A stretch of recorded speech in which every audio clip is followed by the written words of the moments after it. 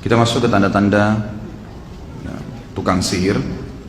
Karena di Indonesia cukup banyak orang yang tukang sihir sebenarnya, tapi mengaku sebagai kiai, ustadz, dai, haji, menggunakan kopiah hitam, menggunakan kopiah putih, ya, tidak jarang juga menggunakan surban. Jadi orang-orang awam tertipu dengan masalah itu. Maka ada ciri-cirinya sehingga kita bisa membedakan mana dai, mana ustadz, mana kiai yang sebenarnya, mana tukang sihir itu. Yang pertama, ciri-ciri penyihir adalah bertanya kepada pasien tentang nama ibunya. Jadi bukan nama ayah. Dan ini seringkali mereka lakukan. Sayangnya saya bilang banyak lembaga-lembaga kita mengikuti cara-cara penyihir ini. Siapa nama ibu kandung Anda? Karena dalam Islam kita tahu ajaran Allah Subhanahu wa taala, ajaran yang benar adalah menanyakan siapa nama ayah. Walaupun ayah kita orang kafir, tetap saja kita nisbatkan diri kita kepada dia. Ya. Maka menanyakan, ciri pertama adalah siapa nama ibu kandungnya. Yang kedua, meminta hewan dengan kriteria tertentu. Misal ayam hitam, ayam putih, atau jenis burung-burungan. Itu didatangkan. Dan ini tidak mungkin, mustahil terjadi pada seorang ustadz atau kiai yang benar. Di jalan Allah nggak mungkin. Saya mau jawab pertanyaanmu tapi bawa kepada saya ayam putih. Itu nggak mungkin terjadi. Pernah nggak ada di sini saya minta ayam putih darinya? Hah? Atau minta kambing?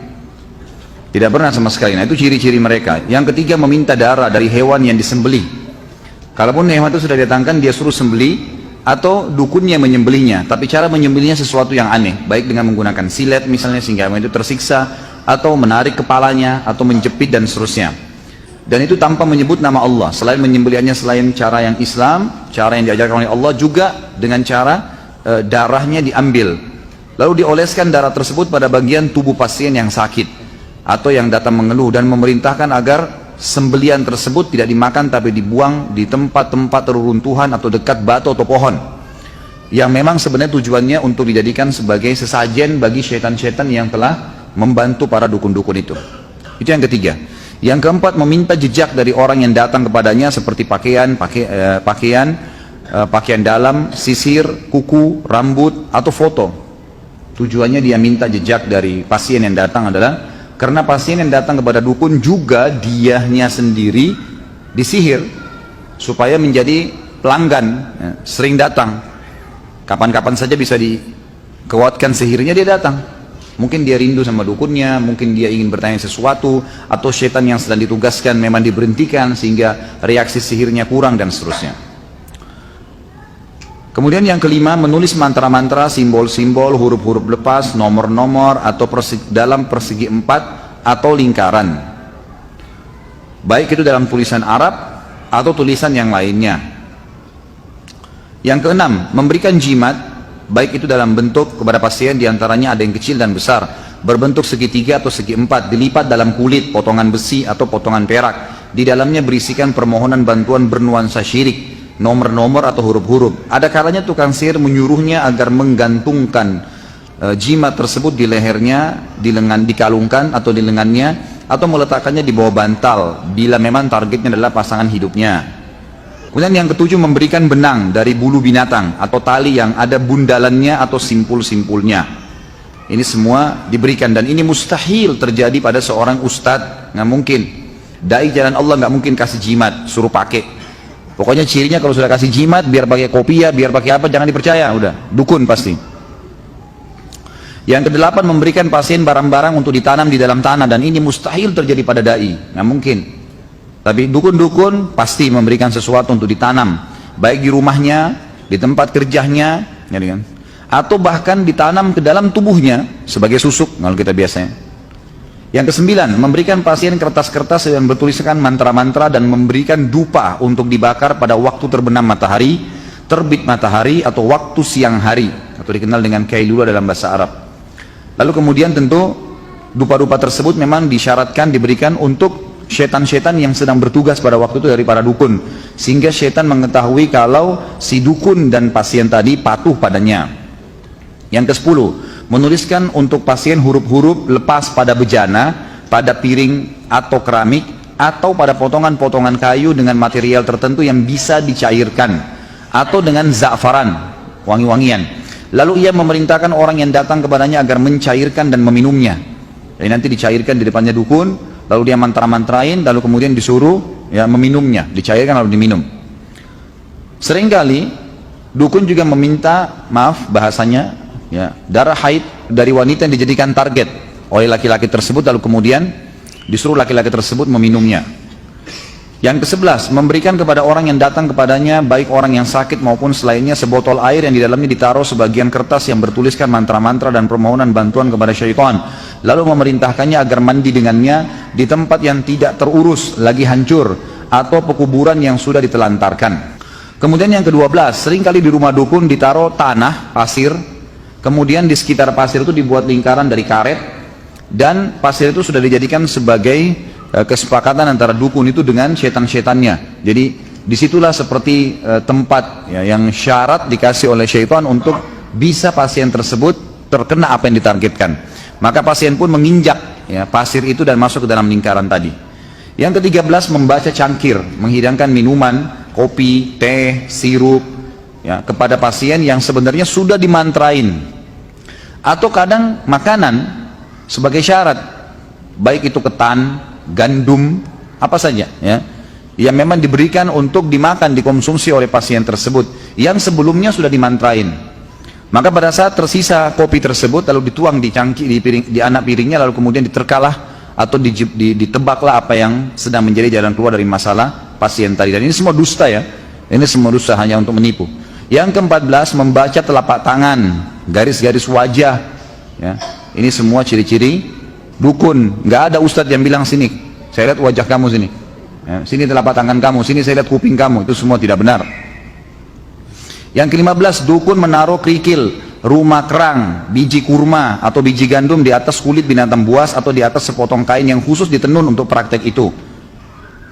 Yang ke-16, menuangkan timah yang sudah dicairkan di sebuah wadah. Jadi timah dicairkan di sebuah wadah, sengaja dicairkan lalu kemudian diletakkan di depan pasien tersebut lalu dimantra-mantrain. Ke-17, memberikan cincin yang diukir dengan sebagian simbol dan mantra dengan bahasa cincin sudah diisi atau diberikan sesuatu. Ini paling banyak di Indonesia nih ya. Jadi jangan aneh-aneh, pakai cincin yang biasa saja gitu. Yang ke-18, menampakkan simbol pengobatan untuk menipu orang awam dan orang-orang bodoh, seperti obat-obat dokter, bacaan-bacaan yang disyariatkan. Coba amalkan misalnya ayat kursi 100 kali, coba minum obat ini dan obat itu, tapi ternyata di sisi lainnya semuanya dikemas dengan sihir. Karena ayat Al-Quran bila ditambah satu huruf atau dikeluarkan satu huruf atau ditambah bahasa daerah atau nama seseorang, sudah berubah fungsi dari Al-Quran menjadi alat sihir. Jadi misal orang baca ayat tertentu, kemudian dipotong tengah-tengah, lalu dimasukkan bahasa daerah atau nama orang, atau dikurangi satu huruf ditambah satu huruf, maka cukup untuk menjadi alat sihir. Ke-19, menyuruhnya agar menggantungkan kharaza. Kharaza ini manik-manik biasanya berwarna biru, atau wada'ah, rumah kerang di leher hewan tunggangan atau kendaraan atau di dalam rumahnya. Jadi ini biasanya dibuat dengan ukiran-ukiran tertentu ya.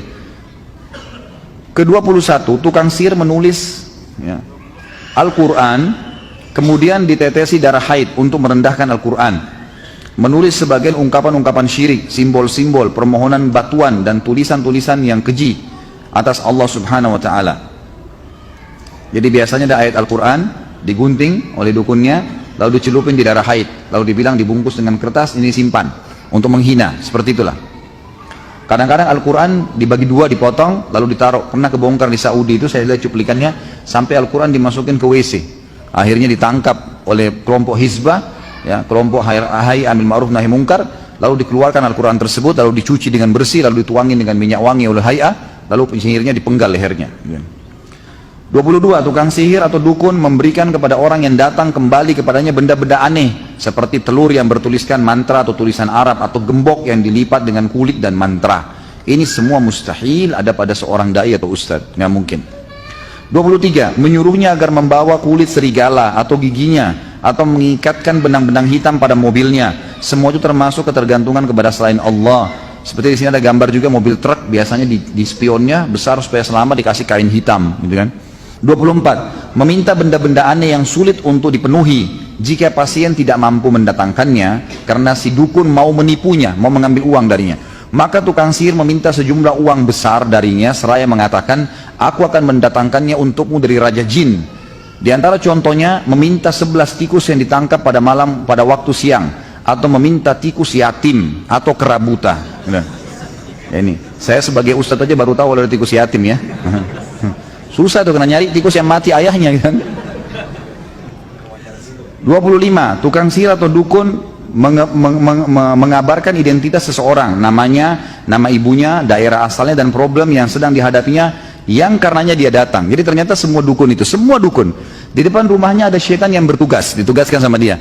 Syaitan ini setiap ada pasien datang, bekerja sama dengan korinnya orang itu, pendampingnya dari syaitan. Jadi mereka komunikasi, ini orang ada masalah apa sih, korinnya tahu semua nih. Orang ini begini, orang ini begini, orang ini begini, lagi ada masalah rumah tangganya, lagi begini, lagi pusing dengan masalah kerjanya, lagi punya utang, dilaporin semua. Jin, syaitan yang bekerja sama sama dukun ini datang melapor, nih orang begini, begini, begini, begini, begini, nama orang tuanya, nama semua. Begitu masuk, kamu si fulannya, nama ayah kamu ini ya, nama ibu kamu ini ya, dan seterusnya, gitu kan? Maka ditebak semua, kau punya masalah ini kan, kau punya masalah ini kan. Maka itu semua ciri-ciri dukun. Kalau ustadz mustahil tahu masalah itu, gitu kan? Kemudian 26, memberikan air kepada sebagian pasien selain memerintahkannya agar meletakkannya di bawah cahaya bintang-bintang. Itulah yang biasa mereka sebut dengan air yang terkena cahaya bintang. Ini termasuk praktek para tukang sihir. Yang ke-27, komat kamit dan membaca azimat dan mantra-mantra yang tidak bisa difahami maknanya. 28, ciri yang terakhir adalah menyuruh pasien agar membundali benang-benang dan tali-tali pada pohon tertentu, sehingga pasien tersebut meyakini benang itu bisa memberikan manfaat. Seperti itulah. Ini ciri semuanya dukun dan penyihir.